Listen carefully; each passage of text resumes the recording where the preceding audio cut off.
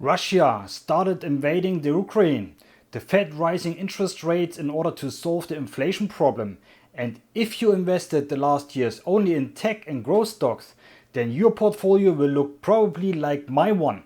Means you are down 35% or more. But what you should do with your portfolio? Should you sell and invest in utility or basic materials, or should you hold and perform DCA with your tech and growth stocks? That are the questions for today. Starting right now. After all the worrying, the hard truth emerged overnight. Despite threats of severe sanctions on the financial and energy sectors, Russia has invaded Ukraine. And first of all, I would like to remind you that there are people out there suffering right now while we think about our money. And I can tell you from my own experience as a vet, if you are involved and bombs exploding near you, you don't want to have that, plus the civilian casualties. So my prayers go to all families, fathers, mothers and sons and daughters out there. Stay safe and hopefully it will be over quick and with hopefully not so many casualties. That being said, and because of this event, the markets are reacting. US index futures are all down significantly, with the Nasdaq having fallen the most as of 5 a.m. Eastern Time, approaching correction territory. Indices have been hit hard the last couple of months, affected by both the Omicron variant of COVID-19 and tighter hawkish policy shifts from the Fed. And when something like this happens, then individual stocks always get hit more than other stocks. And so-called shifts often take place.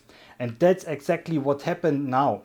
We are currently experiencing a lot capital is withdrawn from the technology and growth stocks. What is exciting here is that, above all, many technology stocks that were considered absolute anchors in the last few weeks have now been losing massively in value in the last few days. For example, Tesla, Nvidia, Alphabet or even Apple, which in the past few weeks have simply been a safe haven. With their very strong cash flows and strong cash flow developments. We see the same thing with Microsoft. So we see that all these technology stocks were actually considered a safe haven from which the capital is pulled. And where is it flowing to? Well, it flows into utility stocks or basic material stocks. The next point is, if you look at the Nasdaq, who do you think is responsible for the sell-off? You? Me? Certainly not. Probably the big hedge funds, you would think, right? But only partially, because as I said in my last videos already, 70% of the trading is currently happening on technology and trading exchanges, not by people but by algorithms. These algo trades work with mathematical calculations and according to correlations with each other and against each other. What does that mean? Algo trades have stored certain values in algorithms, according to which trading templates are received. That is now in concrete terms. If inflation worries rise or war breaks out, that can be measured by certain indicators, and at the same time the central banks go there and say, hey, we are now potentially increasing those interests and sucking capital out of the financial markets. What do these algorithms do then? They sell the stocks that are valued too high, means the PE value is too high, etc., etc. These algorithms are only looking for, is this company in this industry?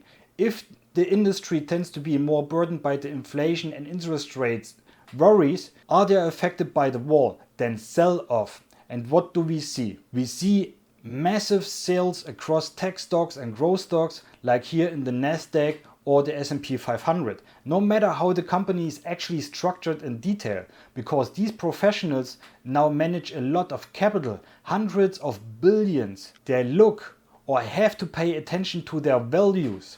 That means they have to see that they maintain or improve their average growth for the next 6 months or this year. So what are they doing? Tech stocks or growth stocks are being sold off, and on the other hand they buy large market capitalizations of utility and basic material stocks or foreign currencies. That is the game of the big fund managers, the algo traders and generally of this big financial capital, as we see the whole thing on the stock exchange. And that's a game where I would say you should, as a private investor, do not get involved with.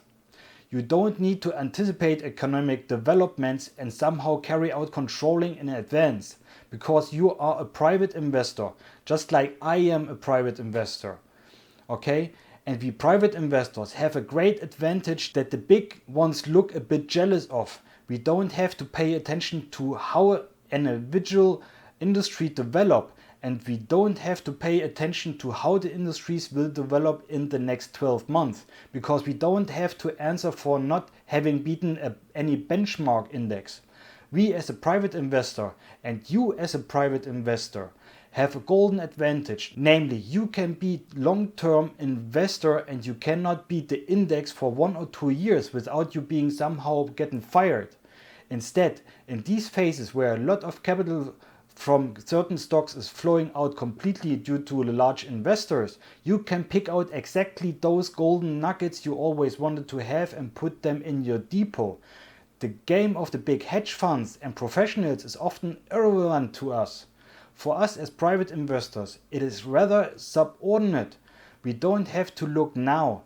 In the next 6 months, the capital will now flow into the energy sector. Yes, then we have to go now there as well. Now, as a private investor, we must position ourselves quite differently at the fundamental corporate level and carry out the analysis there. So really look at the companies in detail. But how do you know that right now you are about to commit a mistake? So if you're going to think, hey, if the pros do that, then I have to do it now, because the pros assume that the industry will generate more returns. So now I somehow have to look for stocks in the energy sector or basic materials sector. And if you have these thoughts, namely from this return direction alone, and in the next 6 months there is more to be gained here than where I am right now, then you are about to make a big mistake if you see yourself as a long-term investor. But what should you do as a private investor instead? Well, you shouldn't take the first step and say, I'm looking at the sector or stocks where more returns can be made in the next 6 or 12 months, like the big ones. That is the wrong way in my opinion. Of course, we are investors too. We also look at our returns over the long term. That is the reason why we are invested in the capital markets in the first place. But that is the wrong approach, because the return is always the last step.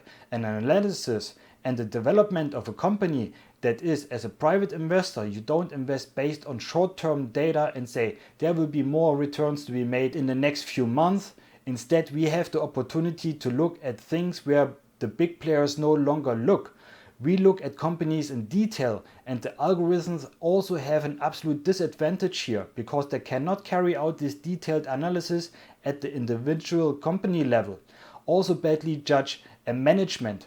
They have simply deposited mathematical algorithms where they say inflation rises or war breaks out, tech sell off, that's it. We instead have the great advantage that we can go and say, I'll take a look at this company now, and then I'll go through this company in a detailed analysis. And at the very end, decide if the return on what I would generate with this company in the long run makes sense or not. Means the first decision whether to put a share in your depot as a long-term investor should not be the return, and not only the return, but the identification with this company and knowledge about the company itself and the sector here. Very important. So my message in this market situation is very clear. Don't get confused and don't look at what the stock market professionals are doing. They have completely different things to look at. And they have to maintain a completely different responsibility towards their customers. And they can't lose them either.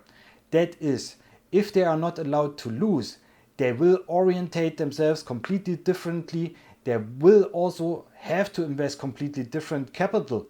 So look into your portfolio and go through most of the positions in your stocks, and don't forget you are here for the long-term game. You are here as a long-term investor. That is, you have already analyzed the companies, I hope you did, and have therefore invested in them in the long run.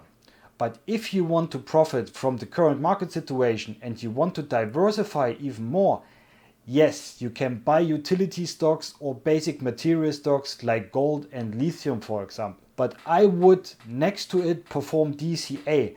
dollar cost averaging on my tech and growth stocks, as I am a long-term investor and I don't really care what happens this year or the next year, as for example a SoFi or Upstart or Apple or an Nvidia haven't changed their fundamentals overnight and aren't a good company anymore. But let me know in the comments what you will do with your tech stocks, and this would be really interesting for me.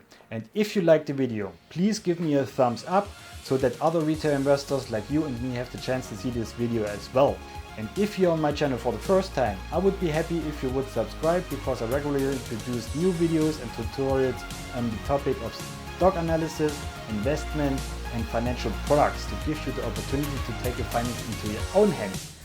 That being said, if you like the content and you want to support my channel with a few bucks so I can produce even more videos, I will pin the link to my Patreon page in the comments below. That's it for today. Thanks for watching, and as always, stay focused and don't get greedy. See you next time.